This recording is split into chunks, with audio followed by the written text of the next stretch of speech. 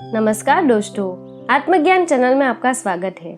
दोस्तों, इस वीडियो में हम अष्टावक्र और राजा जनक की कहानी सुनेंगे। उद्दालक ऋषि के शिष्य का नाम कहोड़ था। अपने शिष्य कहोड़ की प्रतिभा से प्रभावित होकर उन्होंने अपनी पुत्री सुजाता का विवाह कहोड़ से कर दिया। सुजाता के गर्भ ठहरने के बाद ऋषि कहोड़ सुजाता को वेद पाठ सुनाते थे। तभी सुजाता के गर्भ से बालक बोला, पिताजी, आप गलत बात कर रहे हैं। इस पर कहोड़ को क्रोध आ गया और श्राप दिया, तू 8 स्थानों से वक्र यानी टेढ़ा होकर पैदा होगा। कुछ दिन बाद कहोड़ राजा जनक के दरबार में एक महान विद्वान बंदी से शस्त्रास्त्र में हार गए और नियम अनुसार कहोड़ को जल समाधि लेनी पड़ी। कुछ दिनों के बाद अष्टावक्र का जन्म हुआ। एक दिन माँ से पिता की सच्चाई पता चली तो अष्टावक्र दुखी हुआ और 12 साल का अष्टावक्र बंदी को शास्त्रार्थ करने के लिए राजा जनक के दरबार में पहुंचा। सभा में आते ही बंदी को शास्त्रार्थ के लिए चुनौती दी, लेकिन अष्टावक्र को देखकर सभी पंडित और सभासद हंसने लगे। सभी अष्टावक्र पर हंस रहे थे और अष्टावक्र सब लोगों पर। राजा जनक ने पूछा, हे बालक, सभी लोगों की हंसी समझ में आती है, लेकिन तुम क्यों हंस रहे हो? अष्टावक्र बोले, महाराज, आपकी सभा चमारों की सभा है जो मेरी चमड़ी की विकृति पर हंस रहे हैं। इनमें कोई विद्वान नहीं है, ये चमड़े के परखी है। इन्हें मेरे जैसा सीधा साधा आदमी दिखाई नहीं पड़ता। इनको मेरा आड़ा तिरछा शरीर ही दिखाई देता है।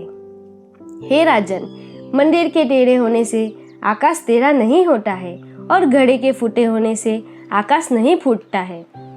अष्टावक्र का उत्तर सुनकर राजा जनक को अष्टावक्र की बुद्धिमत्ता समझ में आ गई। उन्होंने अष्टावक्र से वहां आने का प्रयोजन पूछा। तब उन्होंने अपनी जिज्ञासा बताई कि वह बंदी ऋषि से शास्त्रार्थ के लिए आए हैं।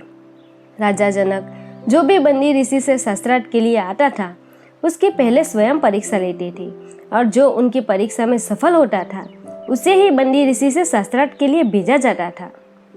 राजा जनक ने अष्टावक्र की परीक्षा लेने के लिए प्रश्न पूछा कि वह कौन पुरुष है जो 30 अवयव, 12 अंश, 24 पर्व और 308 अक्षरों वाली वस्तु का ज्ञानी है। राजा जनक के प्रश्न को सुनते ही अष्टावक्र बोले, हे राजन, 24 पक्षों वाला, 6 ऋतुओं वाला, 12 महीनों वाला और 308 दिनों वाला संवत्सर आपकी रक्षा करे।